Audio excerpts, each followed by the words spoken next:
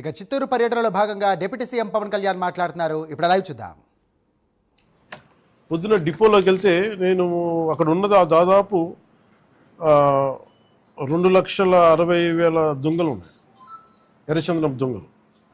అంటే కనీసం 2 దొంగలైనా కలిపి ఒక చెట్టు అనుకుంటే ఈ 6 సంవత్సరాల్లో 5-6 సంవత్సరాల్లో 1,30,000 ఎర్రచందనం చెట్లు అడ్డగోలుగా నరికేశారు. ఇది మనకి ఆన్ రికార్డు మనకు ఉంది ఇప్పుడు. సో నేను మిగతా అధికారులందరితో మాట్లాడుతున్నప్పుడు దీని విలువ ఎంత ఉండొచ్చు అంటే యాజ్ ఆన్ నౌ మార్కెట్లో ఇప్పుడున్న 40 లక్షల టన్ను అనుకుంటే, మెట్రిక్ టన్ను అనుకుంటే దాదాపు 2,000 కోట్ల నుంచి 5,000 కోట్లు ఇప్పుడు మనకు ఉన్నది. అసలు ఇది పట్టుకున్నది ఎంత ఉంటుంది అంటే దీనికి కనీసం 2 నుంచి 3 దాకా ఉంటుంది అనేది ఒక అంచనా కింద మన అధికారులు చెప్తా ఉన్నారు. సో దీన్ని బట్టి మీరు అర్థం చేసుకోవచ్చు, ఒక క్లోజ్ టు ఒక 8,000 to 10,000 crores వర్త్ ఎర్రచందనం ఇక్కడ స్మగ్లింగ్ చేయబడింది. సో నేను ఛార్జ్ తీసుకున్న తర్వాత ముందస్తుగా ఏం చేశాను, ఏంటి ఇష్యూస్ ఉన్నాయంటే మేము కర్ణాటక రాష్ట్రానికి వెళ్ళి మాట్లాడుతున్నప్పుడు అంటే ఎంత అలసత్వంతో ఉన్నాం అని చెప్పడానికి 140 కోట్ల ఎర్రచందనం దొంగలు కర్ణాటక అటవీ శాఖ అధికారులు స్వాధీనం చేసుకున్నారు. దాన్ని వాళ్ళు అమ్మేశారు.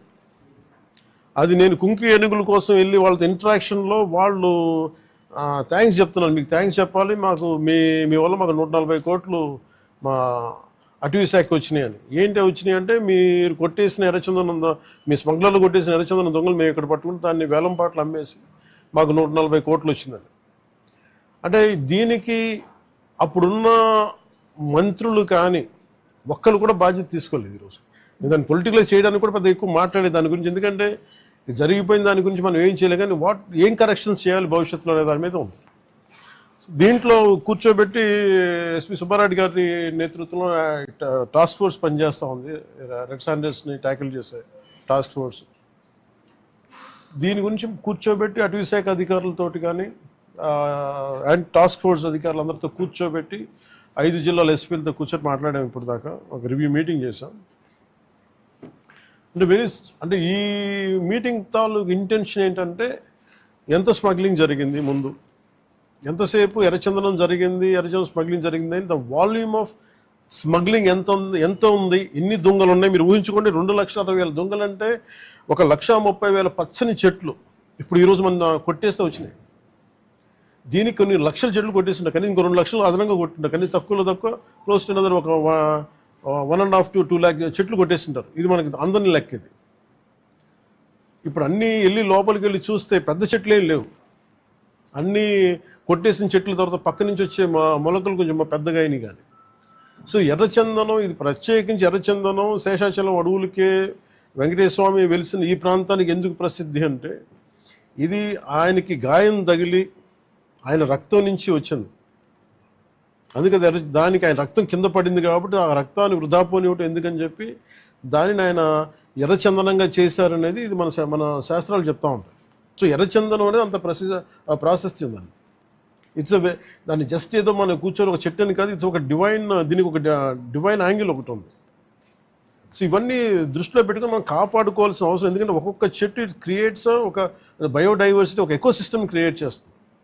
కానీ ఇట్లా అడ్డగోలుగా వీళ్ళు డబ్బుల కోసం అడ్డగోలు ఖర్చు పెట్టేస్తే, ఇష్టారాజ్యంగా చేస్తే అసలు ఎవరు ఏమీ చేయలేరు అనుకున్నప్పుడు రాగానే గౌరవ ముఖ్యమంత్రి చంద్రబాబు నాయుడు గారు రాగానే మేము ప్రత్యేకించి మేము పట్టుకుని లా అండ్ ఆర్డర్ ఒకటి, రెడ్ శాండర్స్ మటుకు వీ హ్యావ్ టు పెట్టి ఫర్మ్ హోల్డ్ తీసుకోవాలి, ఫర్మ్ స్టాండ్ తీసుకోవాలని తీసుకున్న తర్వాత మన టాస్క్ ఫోర్స్ని ఏర్పాటు చేయడం జరిగింది.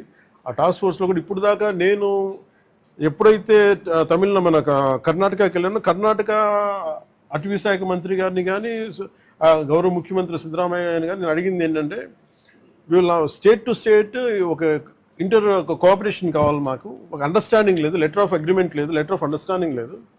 ఎందుకంటే నేపాల్లో మన ఆంధ్రాకి చెందిన ఎర్రచందనం అక్కడ దొరికితే, ఎర్రచందనం మేజర్లీ ఆంధ్ర, ముఖ్యంగా మన శేషాచలం అడవులు, ఇక్కడ దొరికింది నేపాల్లో పట్టుబడితే అది కూడా కొన్ని